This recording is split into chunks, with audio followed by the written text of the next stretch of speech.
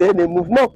C'est d'abord une expression. C'est une communication. Une communication. Et d'ailleurs, moi, je me dis, l'une des meilleures communications, c'est la communication gestuelle. Pourquoi je parle de la communication gestuelle comme une communication ou une meilleure communication? Observons même dans l'aspect religieux. Je vais tout droit vers la religion chrétienne catholique.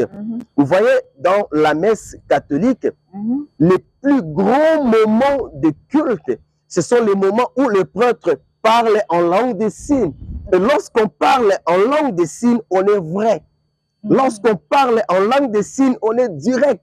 Lorsqu'on parle en langue des signes, on n'a pas besoin de chercher des mots pour plaire dans l'hypocrisie. L'expression peut parler mieux que le mot. L'expression parle mieux que les mots. D'où la langue des signes, moi je pense qu'en RDC, elle fait partie de langue nationale du pays. Et c'est d'ailleurs même le 5e langue de la RDC. Vous voyez, déjà lorsqu'on parle d'un dictionnaire de la langue des signes, il y a la grammaire, il y a tout dedans. Et voyez maintenant, lorsqu'on veut mettre cette communauté en côté, lorsqu'on veut minimiser cette communauté, c'est toute une richesse que nous foutons ailleurs. Millennium Africulture, l'âme d'une Afrique vivante, rythme. Et donc, nous voudrions savoir pourquoi Tofauti-Land? Pourquoi utiliser ces deux termes et les relier pour parler de la culture africaine? Merci. Avec Tofauti-Land, comme vous venez de le dire, c'est déjà l'expression de l'inclusion. Lorsque nous parlons de la terre et nous parlons aussi de la langue, de la communauté, c'est une manière de mettre tout le monde sur un même point, de mettre tout le monde sur le même point d'égalité. C'est-à-dire, l'Africain dans l'Afrique doit se sentir à l'aise, que vous soyez personne sourde ou pas, que vous soyez d'une tribu ou d'une autre, que vous soyez d'un pays ou d'une nationalité ou d'une autre, le fait seulement d'être africain, vous bénéficiez de tous les droits. Voilà pourquoi maintenant Tofauti-Land veut à ce que la culture africaine soit réellement un élément du développement communautaire et inclusif. Je prends un exemple. La RDC, j'avais dit, c'est un pays continent, la grandeur d'un continent. Mais ce qui est compliqué, c'est que lorsque les gens parlent du développement de la RDC, lorsque les gens cherchent à ce que la RDC puisse aller en avant, on fait plus allusion plutôt aux richesses du sous-sol, le cobalt, l'or, les diamants et tout consort. Nous oublions quelque chose de super, quelque chose dont on n'a pas besoin de faire beaucoup d'efforts pour l'exploiter, c'est la culture. Donc, Tofauti-Land, si nous comprenons bien, nous amène dans une dimension où nous pouvons comprendre que le développement de la RDC ne dépend tout simplement pas, ou bien justement pas, de ses ressources.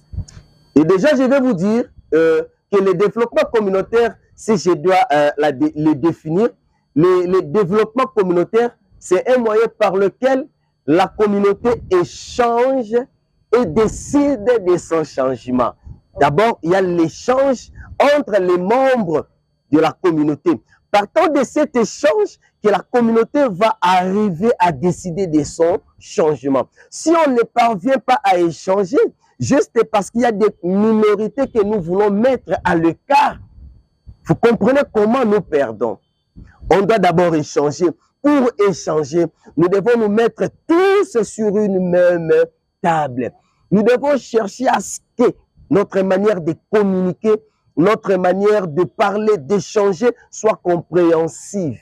Donc, si je comprends bien, en faisant référence à la tour des Babel, vous voulez dire que si tout le monde, tout Africain, arrivait à tenir un même langage, arrivait à tenir une même pensée dans cette diversité de la culture, mais que nous puissions tenir un même langage, cela nous permettra de nous développer ou encore d'amener l'Afrique plus loin.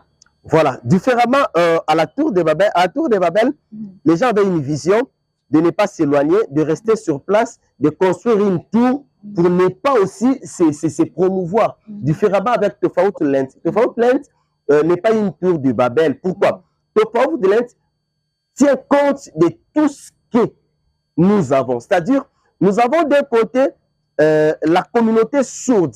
Nous avons de l'autre côté une autre communauté qui n'est pas sourde. Nous avons des nations, nous avons des langues, nous avons des dialectes. Nous voulons à ce que tout le monde se sente à l'aise dans l'Afrique. Nous voulons à ce que tout le monde exprime ce qu'il est et ce qu'il a sans être mis à côté.